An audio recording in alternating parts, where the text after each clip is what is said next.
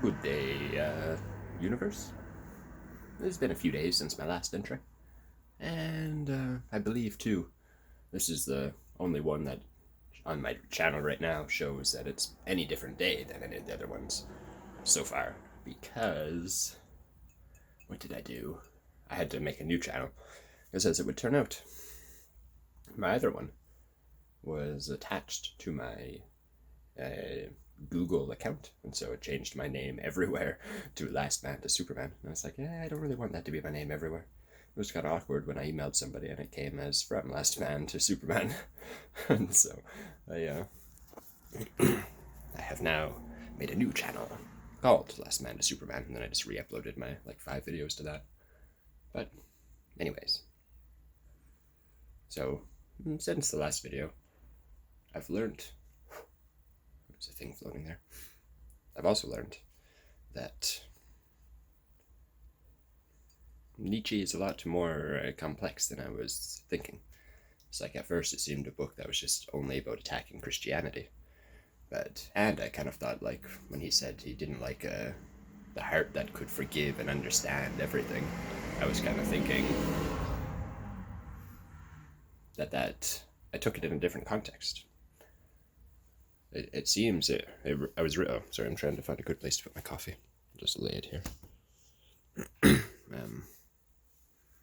Is illuminated for me in the chapter point thing where he talks about Buddhism. It's like 20 something, maybe in the 30s, I forget.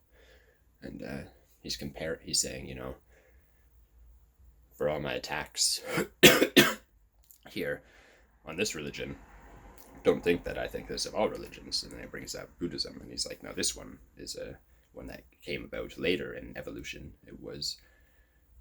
Came about when culture had already dispensed with the idea of a god, and they were already civilized people. They weren't barbarians, which he states. He states that when Christianity came about, it was a religion kind of built to ensnare the minds of barbarian peoples, and that's why there's blood sacrifices and drinking of the blood and sacrificing your children, your firstborn, and that kind of stuff. And the biggest thing was that he was saying Buddhism was evolved enough where they could recognize that the evil is not an exterior force.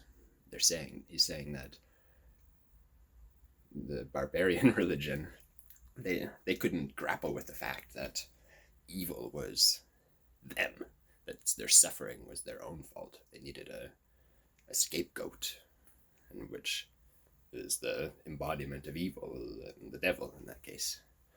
And saying that, your sin, he's convinced that that it's not your fault, essentially. And that's what he means by pity.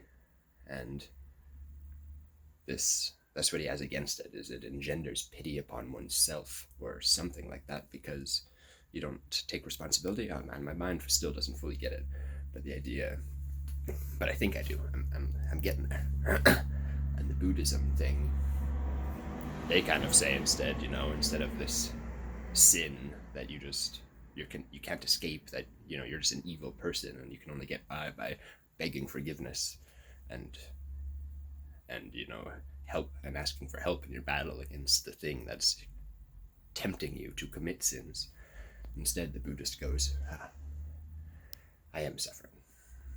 Suffering is in me. They ask you to invite that suffering in for tea, is a saying. You get to know your suffering. It's really interesting.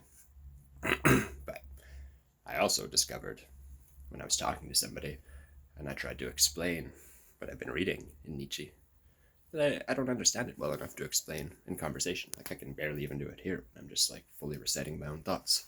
So I'm probably going to take a break from talking about Nietzsche as I continue to read through it. I might even have to study it, see if I can convince myself to do that.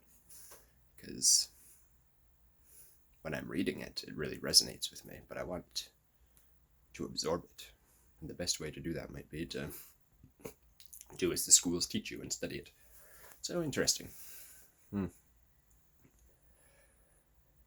There is other things, but I don't want to talk about too many things yet. I like the narrow focus of this thing so far, because like the idea of this channel is just to better myself, and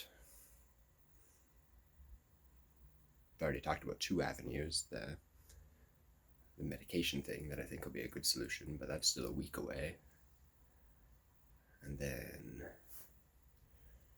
the Nietzsche thing, learning in general, but I don't really have other things to talk about.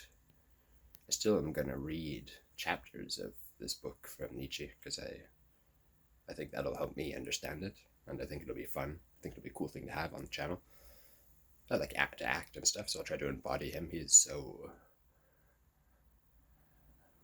vicious, I guess. There's vitriol, coated in vitriol. I think that's a good word, maybe. You'll see though in the tone when I do that reading.